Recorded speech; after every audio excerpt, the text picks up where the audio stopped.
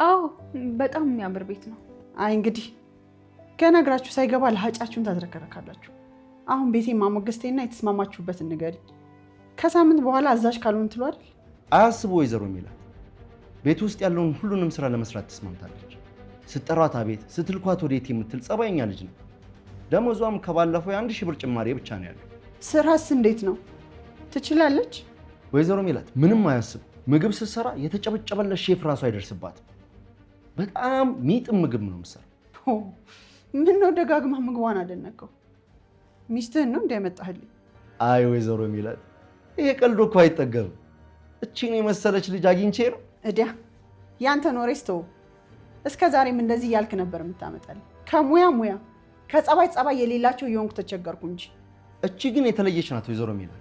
ከምላሴ ጸጉር ይነቀል 1 ወር ብቻ ይዋል። ከዛ ያልኩትን ነገር ያስተውላሉ አይደል?